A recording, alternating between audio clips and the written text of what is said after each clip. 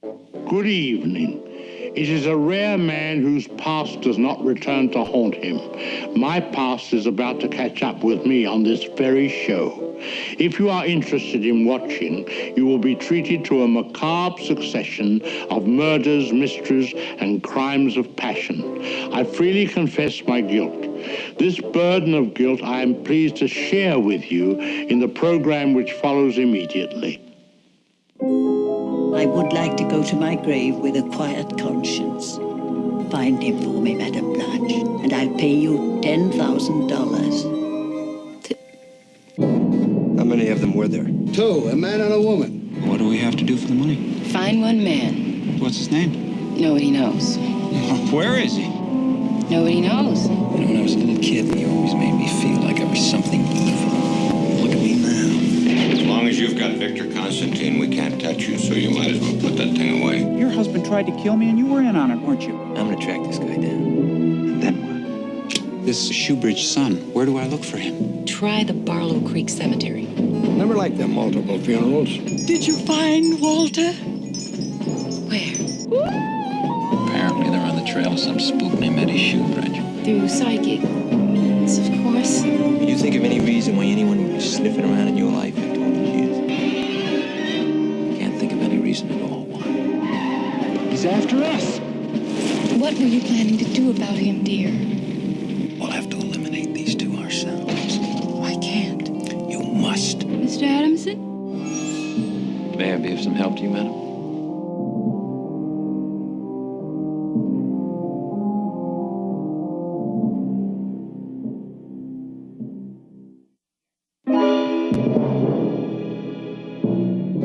After the success of Frenzy, my father decided to do an adaptation of The Rainbird Pattern, a book by British novelist Victor Canning. The story of the book was very different from the film. It was set in the English countryside, not on the West Coast, and Madame Blanche had real psychic powers. But most importantly, the overall tone of the book was very dark. The film was carefully designed and prepared, and Ernest Lehman, who had worked on North by Northwest, was brought in. Everything was important in a Hitchcock picture. He paid attention to all the details. That's why he liked to work with the same people on his films. I think we're going to have to jump up to him up there. I was the assistant director to Alfred Hitchcock on Family Plot. Hitchcock in the past had only worked with 1 or 2 assistant directors that he was very familiar with. Hilton Green, who was head of production at Universal, knew my talent and asked if I would like to work with Hitchcock. Of course, the answer was yes, and I was basically assigned to the picture after I met several people and they gave their blessing. The very first meeting was 5 weeks after I started working with him. And we went into production, and the first thing you start to do is scout locations and do a budget and break down the script. But I needed to meet with the director. So every morning, either through the production manager or through even talking to Hilton Green at times, but especially going into his assistant, who was Sue Gauthier, I couldn't get to see Hitchcock. And I think the reason was they were basically afraid to tell Hitchcock that somebody wanted to meet with him and ask him questions about the film. Also, they were concerned that I was a very young assistant director and that he might rebuke that. So 5 weeks after a great deal of frustration, I knew that every morning when he arrived about 9 o'clock, he had a cup of coffee in his outer office with Sue Gauthier. And so one morning, I walked into that room very quickly and started to say, Sue, I need to really see Mr. Hitchcock. And there he was. And I introduced myself to him, and we sat there for a few minutes, and I told him who I was, what I had done recently, and he then invited me into his office. And after that, it was every morning at 9 o'clock. Hitchcock several times discussed with me what the theme of the movie was and how it was structured. And it was 2 separate stories. about two different pairs of people and how they eventually crisscross and pass each other. And he was fascinated by that. And that really is the movie. Where are you going? I'm going home to my own bed where I can get some sleep. No, you're not. Blanche, is that all you've ever got on your mind? What are you saving it for, a rainy day? Hey, honey, you never know when you're going to need it. We've always known that Hitchcock's dialogue is very witty. Whether it be on the set or in development, I could see him create lines of dialogue, whether it be with the writer or himself, and how he would change dialogue. He was very witty, very clever, and some of the sexual innuendos in the film, I must tell you, went right over my head. You're not going to have to worry about my performance tonight, honey. As a matter of fact, on this very evening, you're going to see a standing ovation. And tonight, when I get home, we will, very nice, plot our strategy. But it's true, if you listen to that film, see it once or twice, there are many lines of dialogue which are very sexual. I'm sick and tired of having you have me by the crystal balls. Fix me another one of these. You don't need another one. You already got one. We only got 2 hours to get there. I'll eat in the car. Hitchcock used food a great deal in his movie, like the hamburger scene and the wig in the refrigerator. And I think part of that, again, was because he considered himself a great gourmet. I do know that he was very punctual about eating. If his food wasn't there at 12 o'clock, he'd ring out to the secretary and say, "Where is our food?" "It's on its way, Mr. Hitchcock."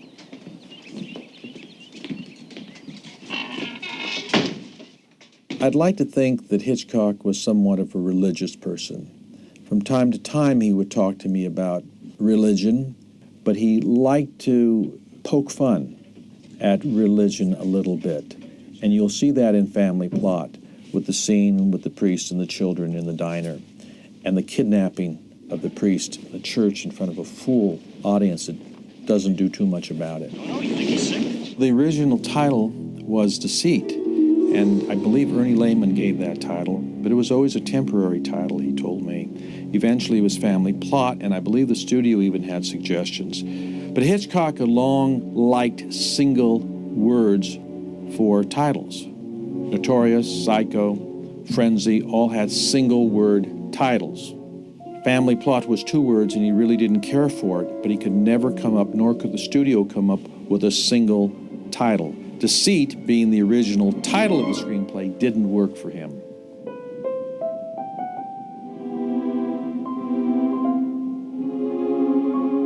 My father still was active, or wanted to be active, but he also was suffering. He had a lot of illnesses at the time, and it was very hard. It was hard, when they did the location and all that, which he hated doing anyway, because he said it was such a waste of time, Well, that's the end of that. When I had one session with him when we were talking about how we would shoot the car chase, he wanted that to be a second unit, and I wanted him to shoot it. George, what's the big hurry? And he asked me one question. He says, "Well, how do you shoot that?"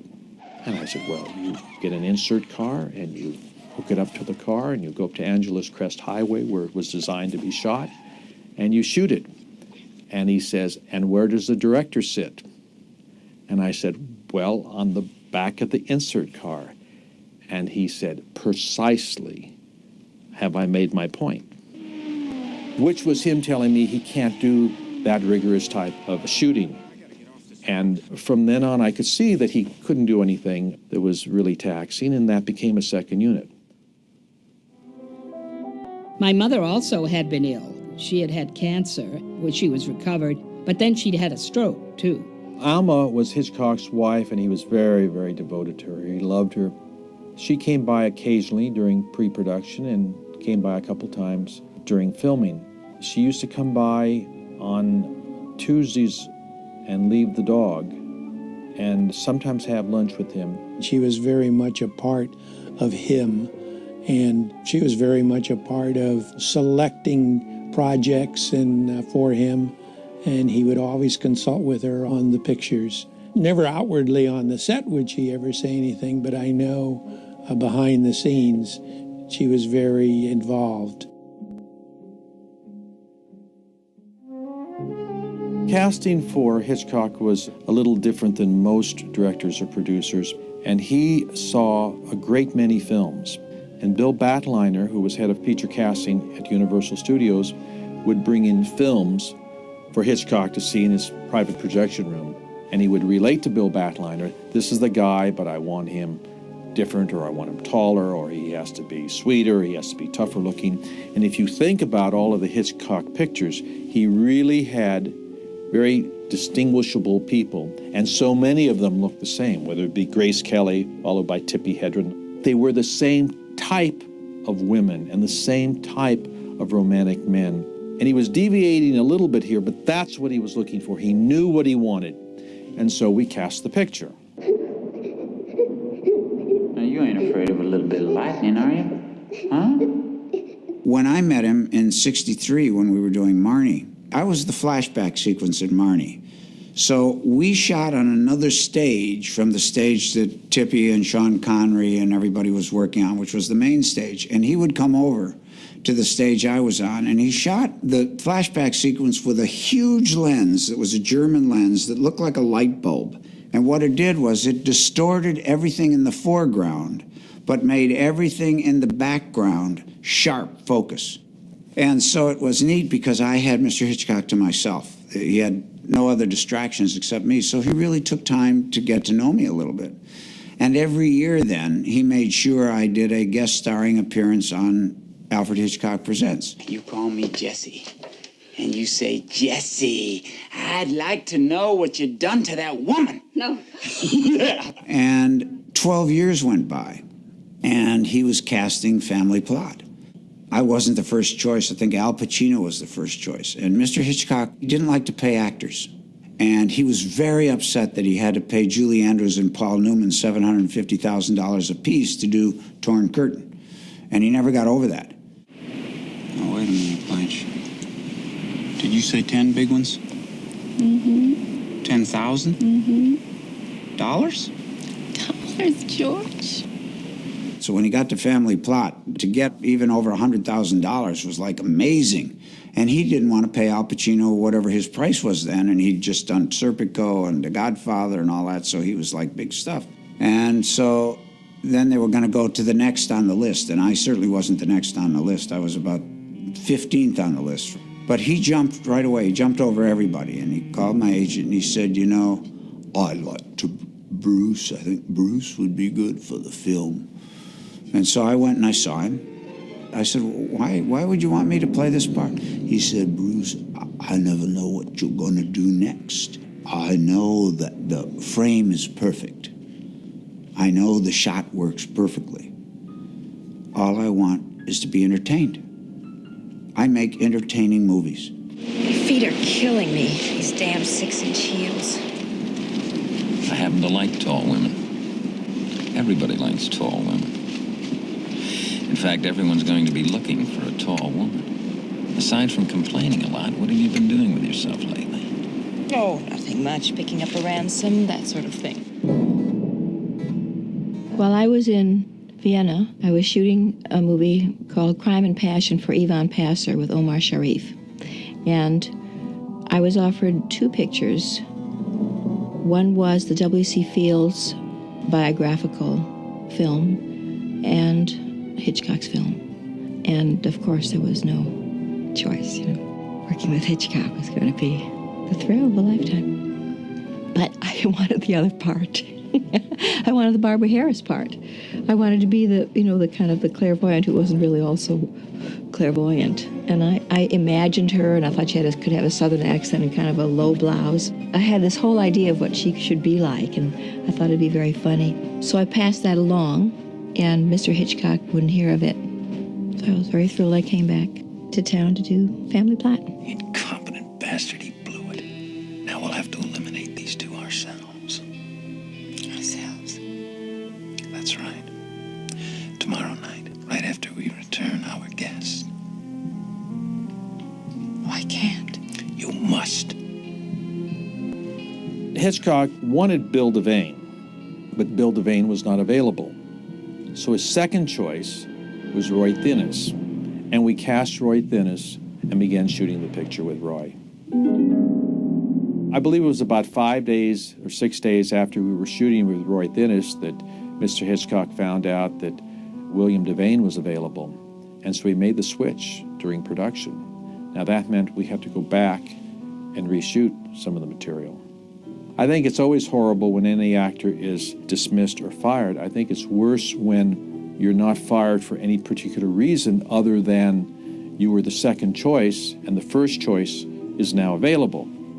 I believe it was that very same evening when Hitchcock was having dinner at Jack's restaurant in San Francisco that Roy Thinnes walked up to his table and said something to the fact that you dismissed me, or why did you dismiss me, or you did wrong. And he just stared him down. And Hitchcock was speechless and in a very difficult situation and didn't like being there. And they just looked at each other for a long while, and then eventually Roy Thinnes left.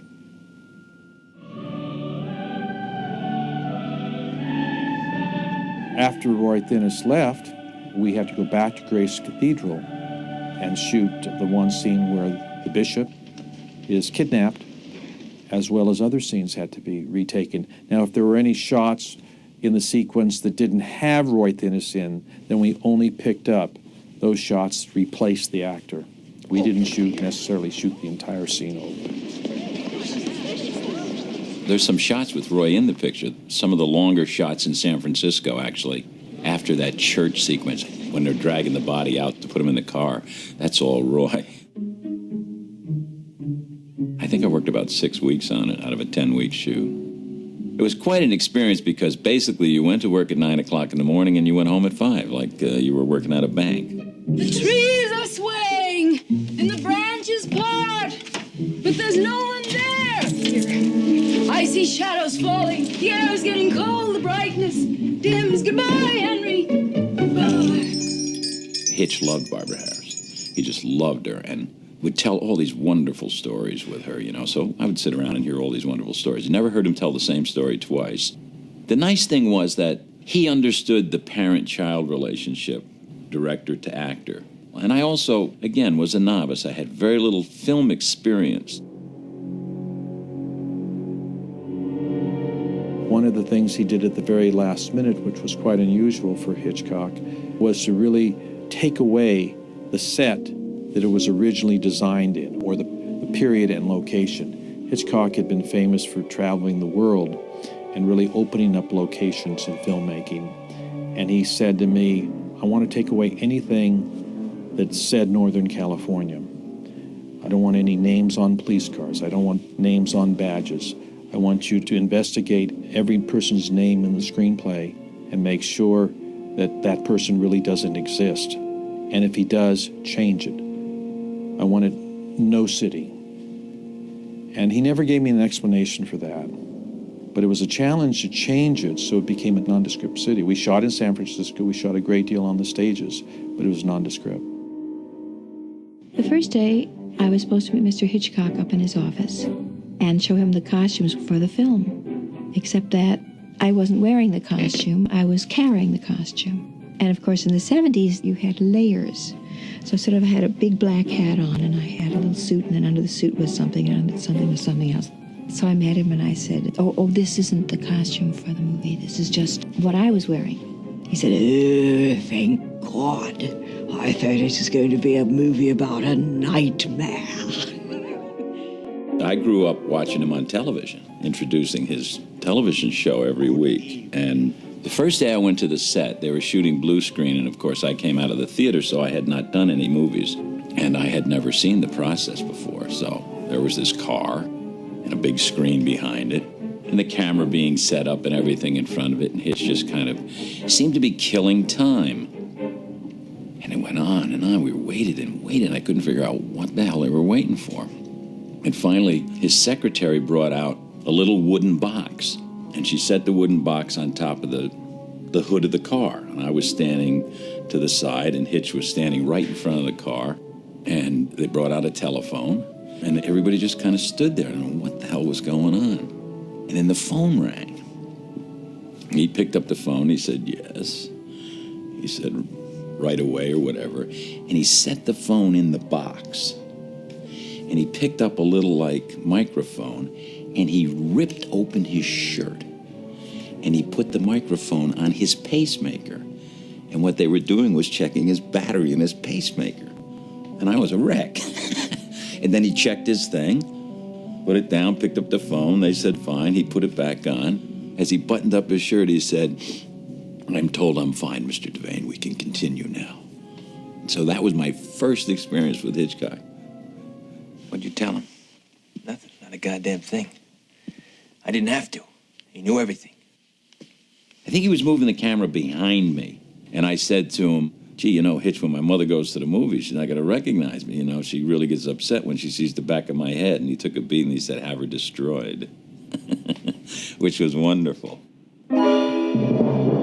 Hitchcock tried to use the same crew over and over again, at least the ones that he liked, as do all of us. Edith Head did the costumes, and Henry Bumstead, who had won 2 Oscars at that time and a number of nominations, was the production designer. Lenny South, the cameraman, was actually recommended by the studio, but had worked as only Hitch's operator in the past, not as a cameraman. Some of the other key positions were new.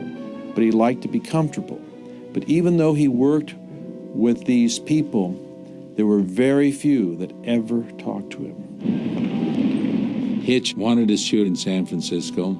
I had looked for 2 days for this location, for this spooky house on a corner with a garage situation, and the set was all lit.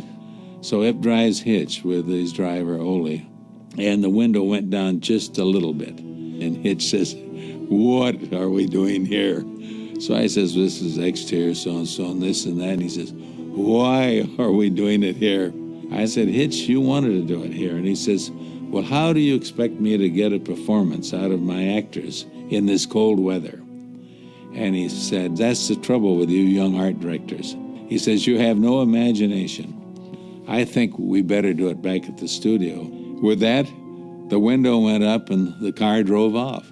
So the whole schedule changed. Mr. Adamson? Watch him. But anyway, we built the set, and it was very nice. Now comes the time to shoot the set. Hitch always drove right on the stage with his car, took 6 or 7 steps to his chair, and now he says, this is more like it. This is nice. He says, well, do you like it? He says, it's beautiful. So I said, well, then everything's okay. He says, fine. Well, I never stay with a company, and once Hitch says it's okay, or any director, I'm off because I'm working ahead of the company. And I'd taken about 10 steps, and Hitch says, Pommy, my friends in San Francisco tell me that of all the corners in San Francisco, you picked the coldest. How did you manage? So what could I say? I just said, well, it wasn't easy, Hitch. You bestowed upon your dear mother and father all the care, all the attention, patience, and comfort that they needed in the sunset of their lives. And those of us who are left behind to grieve for you, Joseph. Hitch always had 2 or 3 things he was very adamant about. In Family Pod, he was very adamant about that high shot in the cemetery. You really followed what he had in mind on those and gave him what he wanted, you know. One of the major scenes of the picture was the cemetery scene, which we shot in Sierra Madre, California. And of course, all of the tombstones that you read on screen, you have to supply. In those days, and probably today, you're not to reveal somebody's name, because somebody could call up and say, you've shown my wife's tombstone with her name on it, and I'm upset about it. Actually, that did happen. Later on, somebody called up, and I was brought in. I had to look at the film, and I said, that may be somebody's name, but we provided that tombstone. It's not their tombstone. So by coincidence, there was somebody else buried in a California cemetery with that name. But in providing those cemeteries, Hitchcock had an idea. And when he had a press junket arrive at the cemetery, many of the tombstones had those people's names on it. It looks like Miss Tyler needs some rest.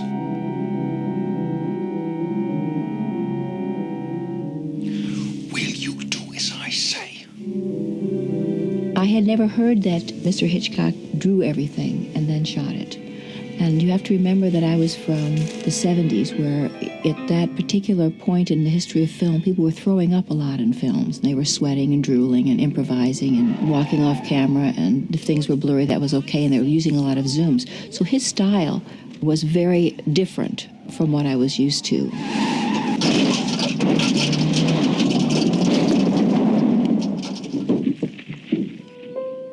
George, are you all right? I think so. How about you? I'm okay. Hitchcock had long been known to be one of the early directors to storyboard and do conceptual designs. And of course, with the conceptual designs, that came from the production designer, Henry Bumstead. You should go this way or this way. It doesn't matter, really. But Hitchcock personally would do some of the storyboards, and then he commissioned Tommy Wright to do a number of the storyboards for him, and he would meet with Tommy and tell him exactly how he saw it. He'd look at those drawings and make adjustments. To pre-edit a scene and then shoot it the way you want to edit it and then edit it is insane, because it's not possible. You'll never get a good scene that way. But Hitchcock got a great scene every time. What's exceptional really isn't that he was so adamant and such a perfectionist. What's amazing is that it worked. Usually you have in your mind a notion of how this scene is going to look, how it's going to run, how it's going to feel, and then you put it there like you imagine. It doesn't work. So you have to re-edit, and then you have to re-edit that, and then you have to re-edit that. But what he did was almost supernatural when you think about it. He pre-thought it so thoroughly and with such an accurate imagination that when you cut it, it worked just the way he thought it would every time, every scene, every movie. Hitchcock used to tell me and show me films and explain his theory in chases. And one of those theories is, if you're in a vehicle or in a train with your actors and the camera is inside, you shoot everything inside that train. Most directors would shoot the scene and then take their camera out into the field and show the train in a long shot going from left to right. But once you're in the car, you must stay in the car. He said, Bruce, he says, you know what, make this scene work? And I didn't know. So he had to explain to me. He says, well, what I do is I do close-ups of you and Barbara, and I do the car's point of view of the road. And I never show you the car. I show you the car when the oil's coming out of the brake thing, and then I let the car go. And I just cut to you and the car's point of view of the road. That way, the audience thinks they're you and are going through the trip. And he does that on all his movies. I mean, that's the way to keep suspense. Well, I didn't know that. I didn't know that's why it worked in a movie. Then at the end, we have the car crash.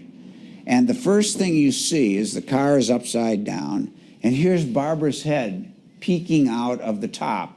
And then she's going to try to get out of the car. She starts climbing out, and her foot is on my face because the car's upside down like that. Well, that's just, you know, Hitchcock said women always walk on men. They walk all over them, so why not, you know. And then I come underneath the car with my head out that way, and he said, now, Bruce, you be a worm and she'll be a bird. Well, that's inventive. When I first met him, he said, William Powell. I don't know if I could play on that scale anyway, but I wasn't quite sure what he meant. I knew he wanted it kind of light, but that's all he said to me was William Powell. Brilliant planning. I don't have a single lead to follow. And about 3 weeks into it, at lunch one day, I said to him, you know, Hitch, I assume I'm doing what you want, otherwise you would tell me. And he said, of course. That was it. He didn't say anything else. And when we were shooting, he would say cat's feet. And you learn that cat's feet means pause. You're taking too much time, pick it up. I have a scene where I say something like Merry Christmas. And I said, Merry Chris, cut.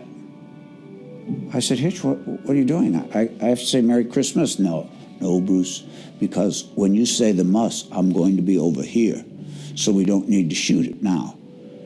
So when I tell directors that on Family Plot, we only shot 110,000 feet of film, period, and printed 55,000. That's a 2-to-1 ratio on a 2-hour and 20-minute movie. Arthur Adamson, what can I do for you, gentlemen? Sorry to bother you, Mr. Adamson. Andy Bush, Bureau of Inspectors, and this is Lieutenant Peterson. Hi, my pleasure. I had directed a play called Are You Now or Have You Ever Been? And one of the main characters was an actor named John Lenn. And there was a scene in the jewelry store near the end of the film where he actually comes in looking for me. And so John and I designed this little beat where I picked Lynn off his jacket. I'm flattered. Which to me is a really, charged moment. I see. When we shot the scene, the cameraman leaned over and said something to Hitch. And then Hitch came over to me and he said, "Don't do that." I said, "What's the matter with it?" He said, "It's just not clear." Sorry to disturb you, Mr. Adamson. There are two gentlemen here to see you from the police department. So we shoot the scene, and Hitch never looked at film dailies. He stacked it all up, and when it was over, he took 2 weeks, and he sat and watched it all, and then he went back and did what he wanted to do. What so happened in that particular scene, he hated the background in the jewelry store. It might have been all crystal, or it was all silver. Whatever it was, he didn't like it, so he wanted to reshoot that scene.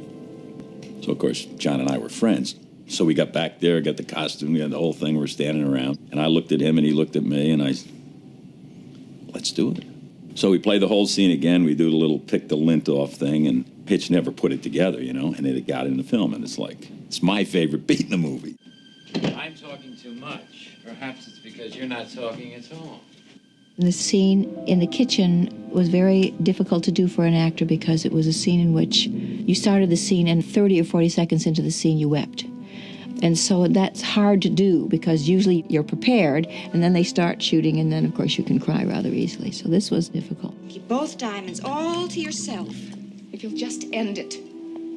They shot it twice and the second time it was very good. I cried just when I should have and I thought it was wonderful.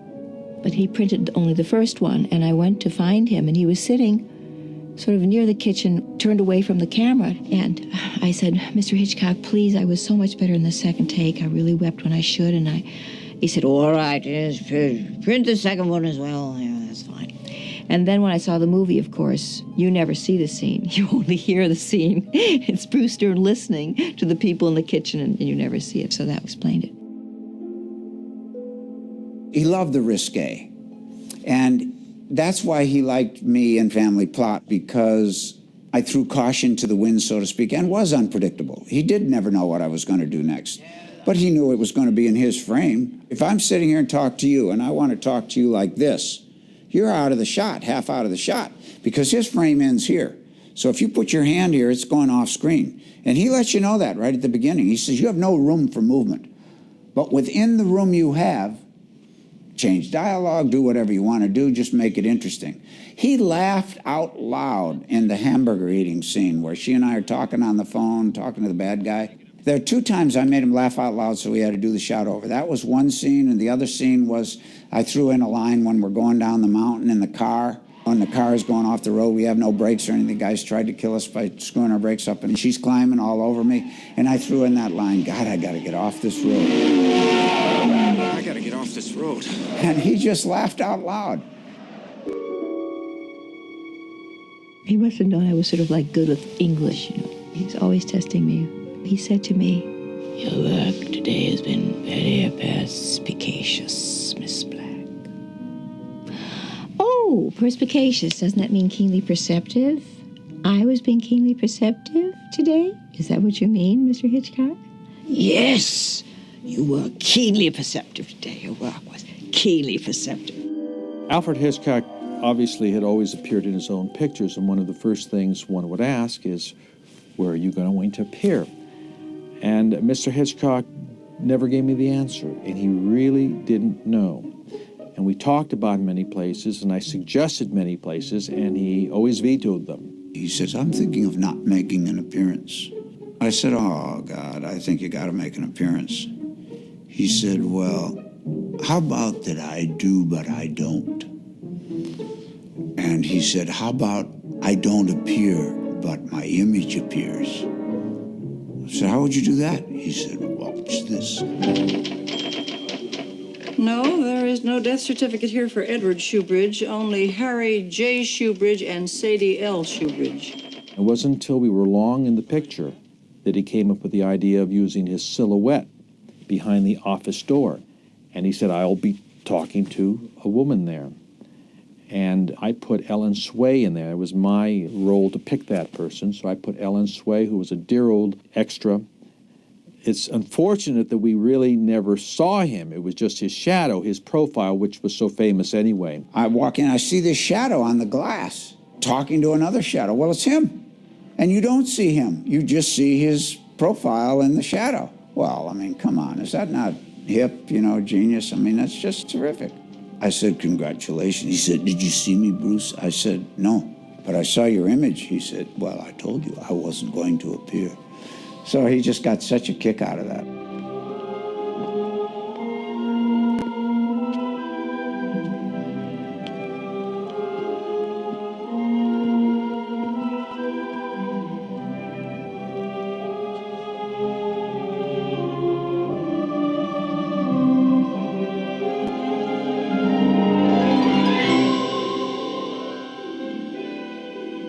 Blanche, you did it! You are psychic! Hitchcock was not planning the family plot was going to be his last picture, but the last scene of the picture on the staircase, where Barbara Harris turns to the audience and winks, is something very unusual for Hitchcock because it pulls us out of the movie and has the actors focus on you, the audience, out there in the dark. I thought it was fantastic when I saw it. It was just so great. And Barbara did it great, because she was cute in the movie. She's really very talented girl. I leaned to Hitch after that. I said, you know what, Hitch? You should go up at the top of the stairs. Barbara should look at the diamond. You should pan over on the stairway, and you should start down the stairway. Not Barbara, you. And you should wink in the lens. He thought about it for a long time, maybe 15 minutes. And then he said no. Had the world known that was going to be his last piece of film, it would have been so fantastic.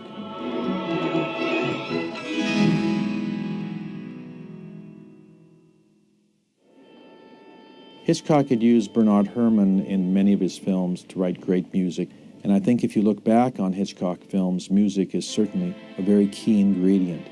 It is really almost his signature pattern. I do know before John Williams was selected, he had had a falling out with Bernard Herrmann, and I remember in the scoring session how exciting it was to watch Williams conduct, and of course Hitchcock was there a little bit of the time. Mr. Hitchcock had his office here at Universal Studios, and so he apparently needed a composer for this family plot, and the executive those years in charge of music was a gentleman called Harry Garfield. So it was Harry Garfield who recommended me as a newcomer, just having done Jaws, a very successful film, to Mr. Hitchcock. And I went to see him at his office, and we had lunch and had a chat, and I left, not knowing if he would engage me to do this or not. And then I got a call from Mr. Garfield the next day and said, Hitchcock, yes, he would like you to do the score.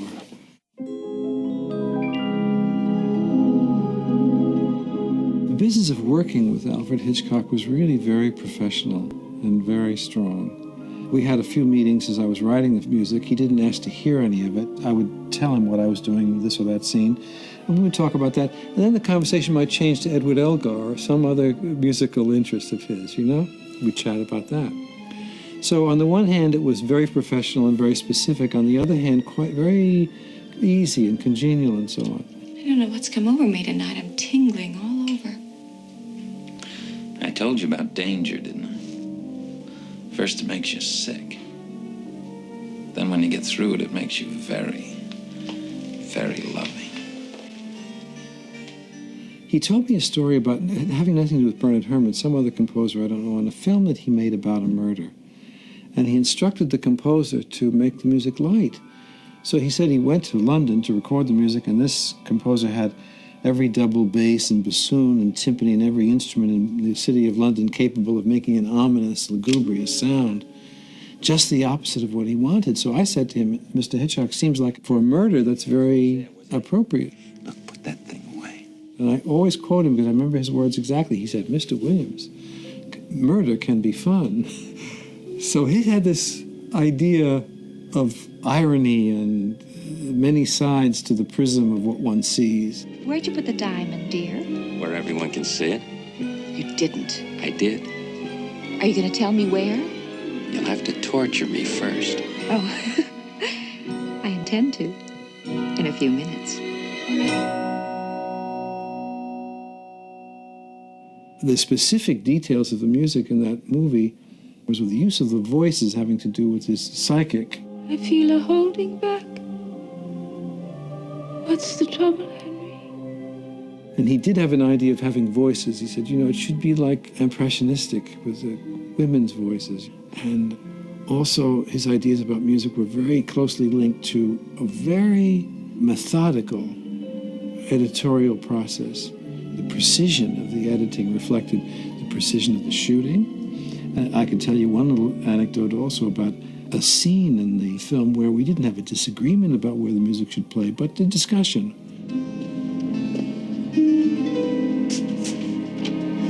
There was a room where the criminal had been, and the camera pans to the window, which is open, and the curtains blow in the breeze, and this reveal of the camera tells us the criminal has escaped. Good day, and good luck. But the orchestra was playing to drive the energy to people to go to discover where the criminal is, driving through the point where the camera goes through the door. And I continued the music when the camera panned to the window, playing more. And he said, if you stop the music when the camera pans to the window, the silence will tell us that it's empty, he's gone, more emphatically, more powerfully than any musical phrase. And of course, just the absence of music at that point, it was a wonderful lesson, really, in where to arrange the parts of the music in any film, which we call spotting, incidentally, that is to say the spots of where the music is. So he was a wily professional who knew his business and could be of great assistance to a youngster such as I was at that time.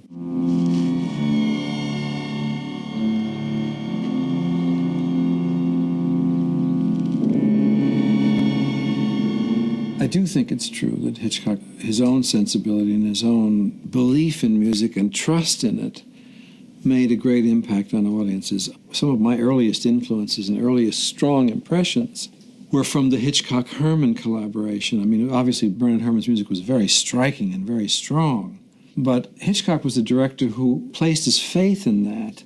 Many directors would be afraid to have that music that loud or that emphatic. They might think it's too operatic. And it certainly has to be said that directors before Hitchcock did wonderful things with music, and he was not alone. But there is something at the core of his faith and trust and belief in music as a character in the film Métier was uniquely strong and high, and that I think every composer that worked for him benefited from that. I should say in the contemporary scene, Steven Spielberg is similar in that his films need a lot of music. And Mr. Spielberg is very happy about relying on music and is not disturbed by the disruption of a sense of reality that the presence of music might cause.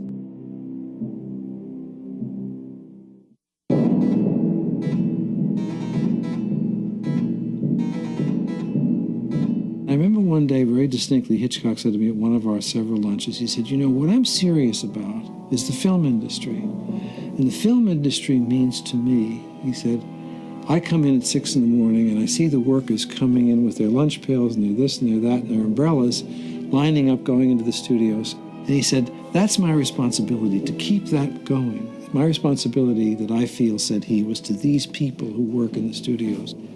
And he was obviously quite serious about that aspect of his position, that he as a creative artist created opportunities which gave people their means of livelihood. So, yes, he was funny, but he was also serious in surprising ways.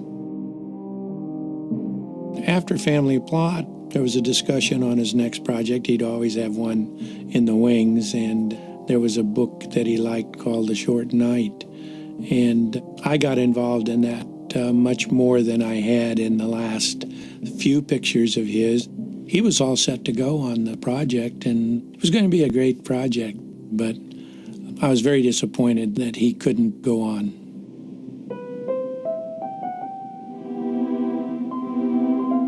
I remember the day very vividly in my mind. I was up in my office and got a call from Sue, his secretary, saying that Mr. Hitchcock wanted to see me right away, and it was very important. Well, of course, I dropped everything and went down to his office and went into his office, and it was just the two of us, and he was behind his desk. And he almost had tears in his eyes, and he said, I can't go on. What are you talking about? And he said, I can't make this picture, and I would like for you to do a favor for me. And I said, well, of course I'll do a favor, but why? He says, I'm just not up to it, and I'm not strong enough to go on location. And I said, but we'll do it for you. You're there. You tell us what to do, and we'll do it. And he said, no, I'm never going to make a movie again. And he said, I want you to call Mr. Wasserman and let him know I can't face him. And I'll never forget that. I went and called Mr. Wasserman and went up and talked to him and told him that Mr. Hitchcock was retiring. And it was a horrible, horrible moment for me. And it was really tough on Mr. Wasserman, too. I think with most of his pictures toward the end of his career, I believe your first reaction, gee, is he slipping, or is this not as good as his previous pictures? You go back to the 50s of his classic To Catch a Thief and Vertigo and Rear Window and in North by Northwest.